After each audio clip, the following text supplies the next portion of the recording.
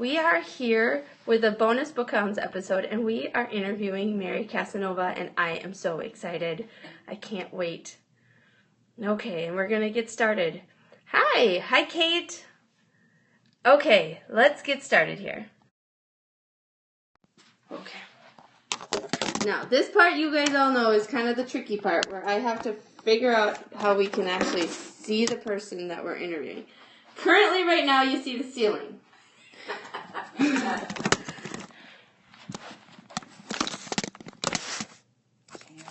And where are you? There you are! Hey, that's not too bad, is it? No, except it needs to stay like this. You guys are so patient. Don't stop the broadcast. I did that with Amy. And I'm like, and it took us 3 times. Oh, no. We'll try it on the first take. How's that? Okay, let's do that. Okay. This, my friends... Oh, look, it's all you. That's we nice. Want you to.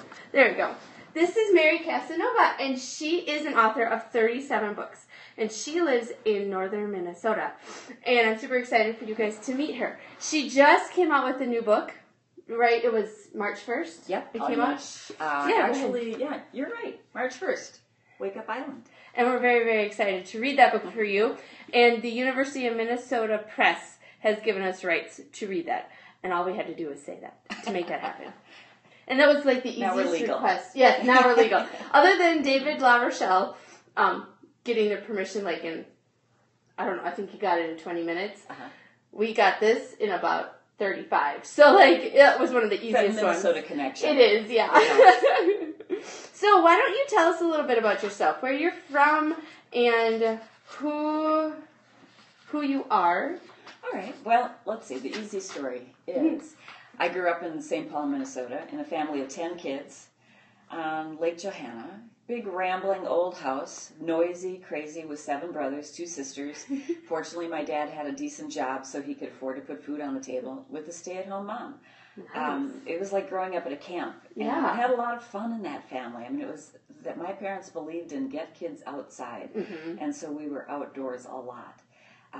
The downside of a big family is, especially it's 4th out of 10, is you don't feel heard, and all that swirling of voices meant that when I discovered I loved writing when I was in high school, I realized it was a way to have a voice, and that I had needed a voice, especially coming from that big family. Yeah, you probably didn't realize that you wanted a voice. No, I didn't. At first. I didn't know that anybody was ever heard.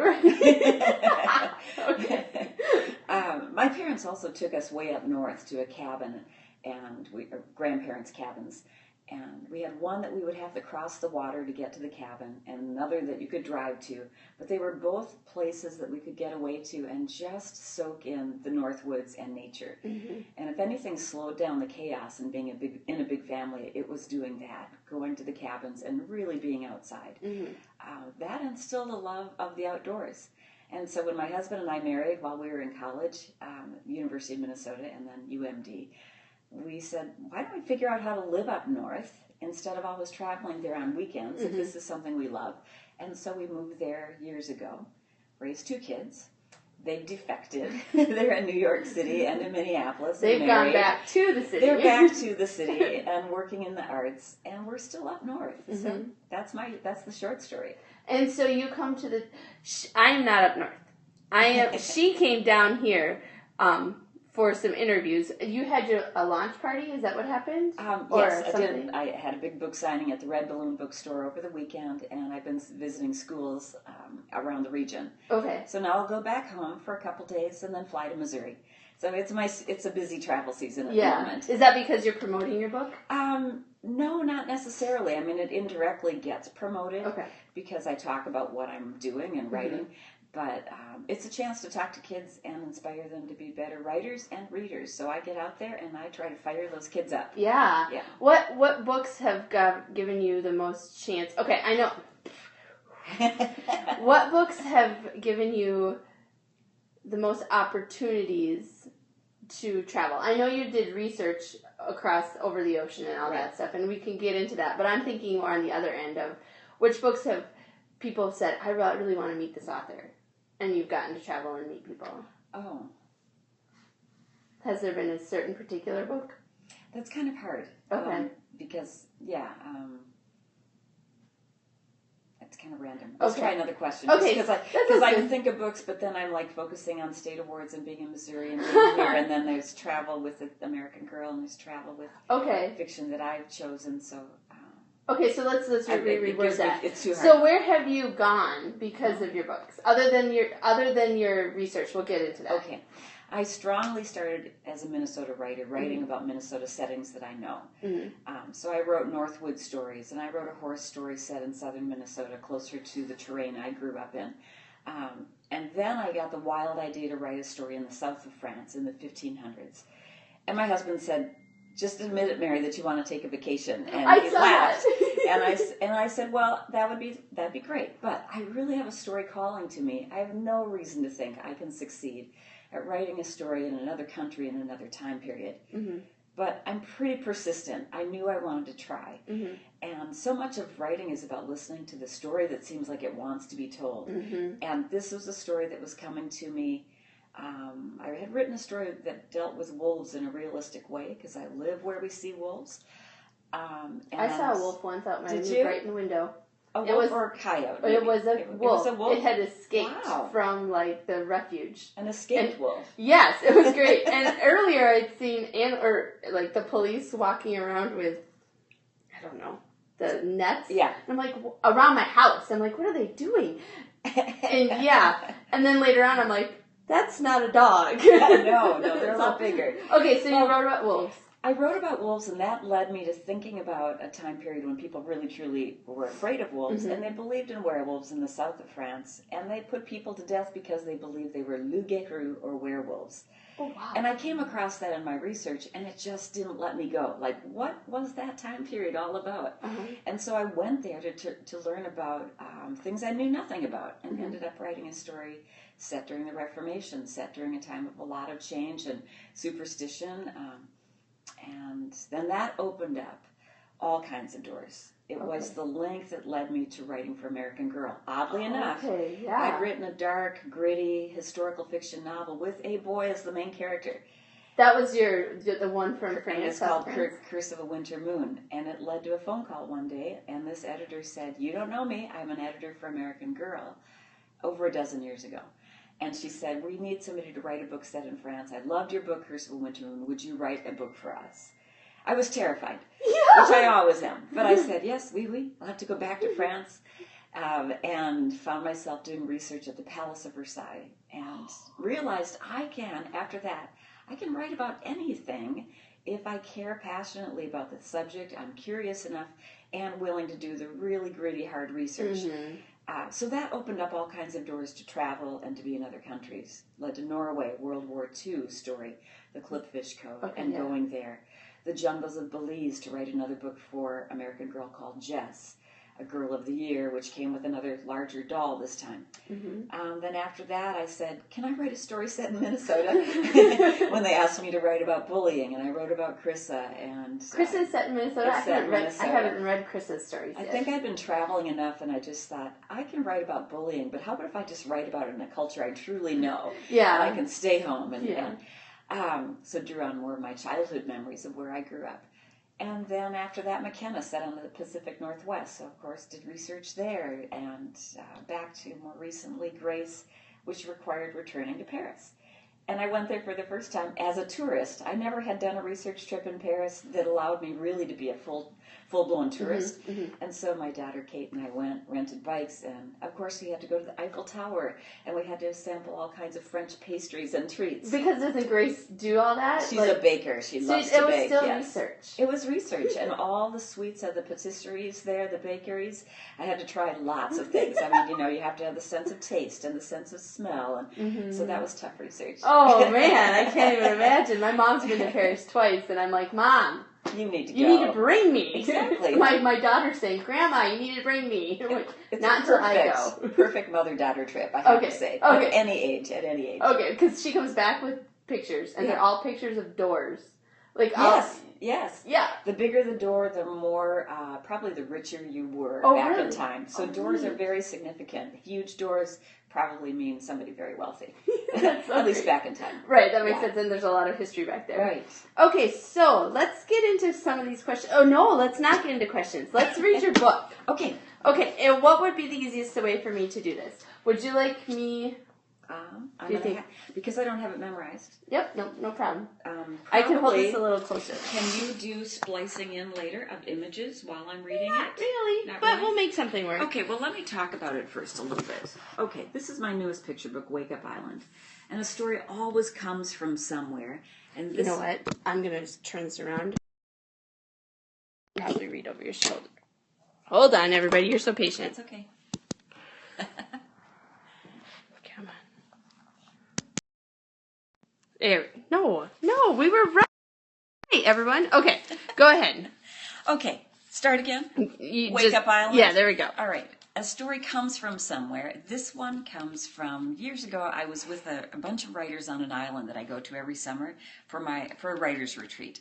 And I got up for some reason before everyone else was awake that day. And in my pajamas, I took out a canoe, paddled around this island, and realized that I was watching the island come to life and wake up before any of the humans on the island were awake. And so I went back to my cabin and I wrote down what I thought was just a poem for myself. Mm-hmm.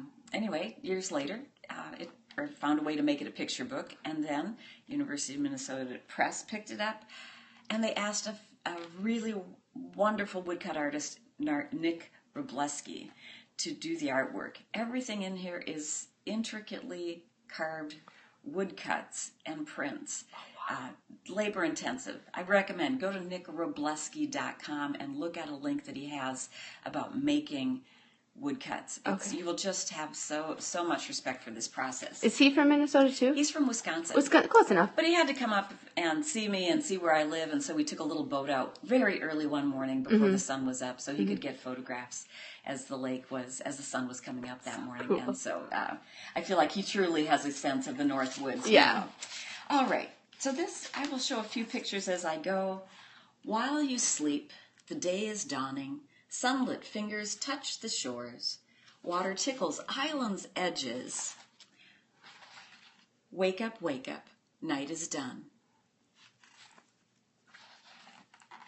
Pine trees stretch their limbs and branches, lichens warm on ancient rock. Doe and fawn rise from their grass bed, dip their heads to glassy lake. Pearls of dew on strings of silver, spiders work on fine display. From a single thread she dangles, waiting, in webs sway. Moose and calf plunge into shallows, graze on underwater shoots. That's so cute. Mallards skim on wings, woofing. What a great onomatopoeia. Thank you for catching it. Rising above you. Ravens perch and gargle greetings. Chickadees call dee dee dee. I love this illustration. Mm-hmm. I might need the original on my wall. Yeah. But I'll have to talk to Nick about the price of that. Heron swoops, a two-stilt statue. Nice alliteration there, those of you who are in education and were listening in your English classes. Watching, minnows flee. That is, I love that picture. Yeah. That 2-page spread. Yeah. Red squirrel chatters, chitter-chee, gathers pine cones, 1, 2, 3, munching, crunching, seed by seed. Another favorite. Black bear scratches, shimmies downward, roots in logs for ants and grubs. Bees take flight and buzz to flowers, yarrow, daisies, goldenrod. Sunshine pokes inside your window, makes your sleepy eyes blink wide. Maple syrup, berry pancakes, quickly run outside. I love his little bottom with this little onesie. He's such a toddler. Yes. I mean, it's anybody who has a toddler knows that's it right there. Yep. You skip down as Loon sings greetings. Leave your footprints one by one. Dipping, diving, splashing, laughing. Another favorite. Wake up, Island. Day's begun. The end. Oh my goodness, that's gorgeous. You know, my hope is that it'll inspire parents and kids to just say, let's get outside. Yeah. Let's go explore nature, because we've got too much technology in our lives. I mean, I'm just as guilty. But I live where nature's really so close to me and all around me. And I have to remind myself, too, just to drop everything. Get outside and pay attention. Yeah. Yes, Kate, I will tweet you Wake Up Island. Okay. Who's Kate? Kate is one that's watching us right now. Great. You're I like, love it. who is that? Okay, so let's talk a little bit about what... I don't have any questions because that's okay. It's just about the book. I have lots of Sure. other questions, but it's just beautiful. I think it speaks for itself, Yeah, doesn't it? yeah. I thank you. It's just Thank you. really beautiful. Like when I first saw the cover, I was like, oh, look at that. Not the title, but the pictures. But as you explained that they're wood carvings and prints and now I see the color. Like the language makes the colors stand out even more in the book. It's beautiful. Yeah. Highly recommend Wake Up Island. It's a sweet, quiet book, as Molly Beth Griffin would say. Yes. I know Molly, and if Molly's out there, hello, Molly. I don't think she'll be on here next month. Great. Yeah. Good. Okay, so let's talk about you being a writer. Okay. Let's talk about, I mentioned this, and I know the answer, but not everybody may know the answer, is what is your purpose, your main purpose in writing stories? I started out with the goal of writing stories that matter and writing books the kids can't put down. And that hasn't changed. It's still what I'm really passionate about, because I was a struggling reader when I was a kid, that active, outdoorsy, can't sit still kid. And so I know what it was like to not finish many books. And I don't want kids to feel the way I did, which was like ashamed and that there was something wrong with me. And what I know now is that I really needed fast-moving stories because of my attention, probably a little attention deficit, but also just to being such an outdoorsy kid. So I really focus on writing stories that will keep kids reading. You know, the last book, Wake Up Island, it is not a forward-leaning action story, but even as a picture book, it's not bogged down with too many words. Right. You know, so you can get through it quickly. And there's lots of action in it. We don't want stories to be painful. Right. And painfully slow. That's the thing I always want to avoid. Yeah. We want kids to enjoy reading, and if they're painful and slow, then they won't enjoy them as much. Then they might quit, as I did. So that's my main goal. But also, I don't live to see my name on books. I mean, I love to see my work published and shared if it's working. And I don't live to be in front of a computer any more than I have to. But my creative form of expression is through words and stories. And if I'm going to do that, I want to write stories that really not just sell and make money, but that really somehow bring something that's deeper or universal or inspirational or even just entertaining, but it gives the reader something worthwhile. Right. That's my goal. Right. I think that makes sense. I think a lot of parents ultimately want that in their books anyway, so it works well. Right. Right. And you write what kind of fiction? Picture books?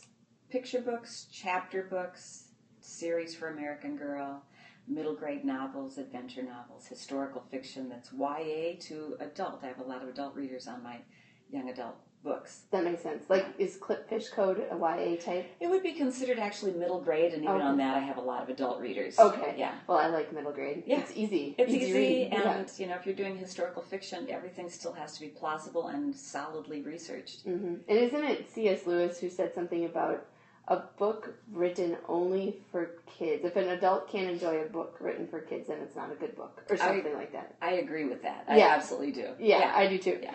What is it like to be an author? What is it like to have your job be an author? Okay, excuse me, I have to take a break a moment. Sure. Have a drippy nose. Okay. What's it like? It's, you know, yesterday I was reminded what it's like to communicate with kids who are reading my books. I have so much responsibility in a way when I get out and I'm talking to hundreds of kids in big kid-filled gyms. I feel a deep respect for kids. Like I don't want to waste their time. So when I'm speaking, I want to give them something of value and make sure it's not painful sitting there for an hour. But what's it like as being a writer? I think the bottom line is it comes back to the actual writing. I feel like a writer when I'm writing. Okay. I'm in the middle of, I brought this along. Yeah. I'm in the middle of finishing up a manuscript. A novel. When I finish a manuscript, and here's a young adult novel, I will put it in my husband's hands. Here, Jen, like, is that something? And I'll say, is that something? And he'll go, yes, Mary, that's something. Are the words on every single page? Yeah. There are words on every single page. Every single page. So this is Ice Out, and after doing many drafts, it gets to a point where it's called galleys, and it starts to look like what you're going to see on the page in the book, except that there are mistakes here. And we've already been going through it many times. I can't tell you how many times I've revised it, and one more last read through it to catch any little typos or mistakes. How about if I read the first page of this? Oh, that would be fantastic, okay? yeah. It'll be my very first audience ever. Oh, so exciting. Ice Out is about a 19-year-old named Owen Jensen who appears 2 years earlier in one of my novels called Frozen. And it is a much more serious novel. I realized he had a story to tell, and it's a Sadie Rose in the first novel, but now he's coming forward, like, oh, okay, I'll tell your story. It's going to be a lot of work. Yeah. And for those who don't know the expression of ice out, which Minnesota people may know, but around, in a bigger sense, it is about that time when the ice goes off the lake. And where I live on a lake called Rainy Lake. It's 80 to 100 miles long, depending upon how you measure it. It is a big event when the lake ice goes off. But it's often preceded by a violent storm. And so I wanted to use that as a metaphor for the development of my character, who at 19 has a lot of really tough decisions to make. And there happened to be a little bit of murder and mayhem going on during Prohibition at that time where I live, and so I really weave in a lot of history. Okay. So here's my opening italicized page. Folks try to predict ice out, the day ice goes off the big lake, but it's always a guess. Sure, Rainy Lake may look solid, clear to the Canadian shore. That's why a guy makes mistakes. Some dumb cluck drives his Model T to his island cabin and goes through, losing the whole thing, front grille to back fender. The change happens slowly, and the ice becomes unpredictable, unknowable as your girlfriend. One day you think you know exactly what she's thinking. You think you can tread safely from one shore to the other, but you'd be wrong. Nothing is what it seems. There's a whole honeycomb quality about the ice. It changes from within. On the surface, it goes from white to silver to slate black. Excuse me, I'm going to read that line again. On the surface, it goes from white to silver to slate gray to black. Black ice. That's your warning sign. That sounds like just now. Like, there are people who don't drive their Model Ts, but their cars and go through the ice. There are people who go through where I live, too, every year. And it's like, really? You're really going to take that risk? Yeah, exactly. Wow, yeah, that sounds fantastic. Yeah. So this is my work as I drive north today, a 5-hour drive. Well, my husband will be driving it. I will be going through this, trying to comb through and be an editor of my own work and check for any last-minute mistakes. So is this a copy from the publisher? Yes, it's from the publisher. Okay. Yeah. So what does your typical day look like? I suppose you probably don't have a very typical day. When I'm home and I'm writing and I'm usually under deadline, so I try to take weekends off. I try to go and enjoy we have 3 horses. I hope to go trail riding when I get home, for instance. But when I'm in my writing mode, it's Monday through Friday, and I try to be at my desk at 9 o'clock. And if I write solidly till 1, that's a really good writing day. And my brain is very tired. I just couldn't literally do more writing after that. Right. So after that, I might have to do some email correspondence and things like that. And then I will go out and maybe I will feed animals and take care of pets and get outside if I can. But otherwise, that's it. It's a pretty quiet life. Sounds kind of lovely. Yeah. And so I have this extreme, like, on-the-road travel side, and then I get home, and I completely am reclusive, and I hole up, and I just become totally introverted. And I carry what I'm writing in my head. And I only have so many brain cells. My brain isn't that big. So it takes a lot of work to carry a novel around. And it's a funny process because it will keep nagging at me. My mind will be busy until I wake up one morning and go, I don't have anything nagging at me. There is no little sentence that's bothering me out of that manuscript, no little scene I have to address. And when I get to that point, I know it's time to send it in. Oh, wow. Now, I may not be done, but somebody else with fresh eyes, an editor, will look at it and say, well, yeah, there's a lot that's good here, but have you thought about this and this and this? And then when I get it back, I'll do the next draft. But that's how it kind of works. So how does it work when you have you been, like with American Girl, they asked you, they approached you. Right. When you first started writing, your first book was Moose Tracks? Right. And that was a chapter book? Yes. How did that come about? And how many publishers did you have to go through? And on that book, I had 8 rejections. And only 8? Only 8. But I had over 200 little things before that. Okay. So plenty of rejection, lots of rejection.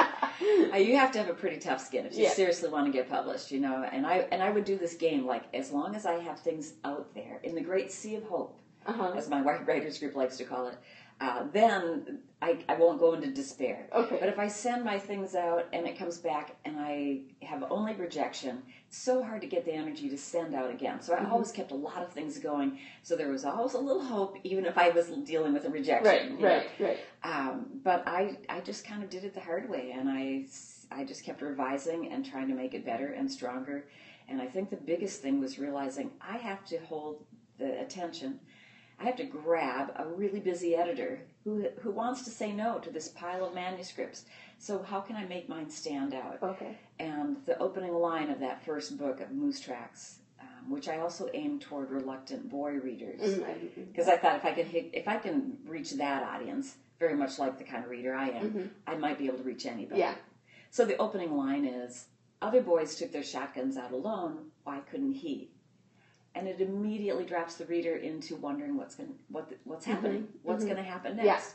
And so I really don't wait around to start into the conflict and the action on that story.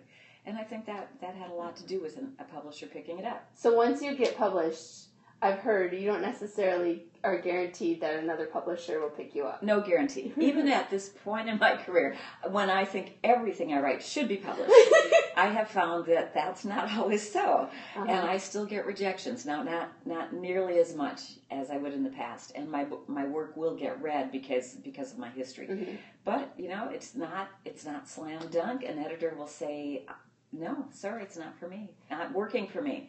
And that's still painful, and it's still hard, and it shakes your confidence, and then you have to say, is this what I really want to do? And then you go and try the next book.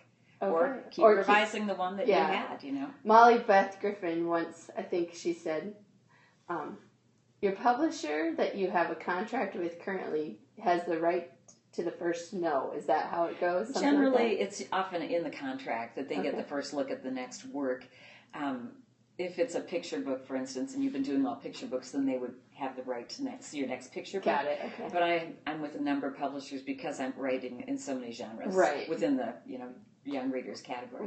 Right. Yeah, I probably couldn't pick any other ones other than nonfiction, right? Right, yeah. Everything else you got covered. Yeah, exactly. Your child will be covered to read all the books. You don't just need to buy follow Mary's books. No other books, you're all good. So efficient.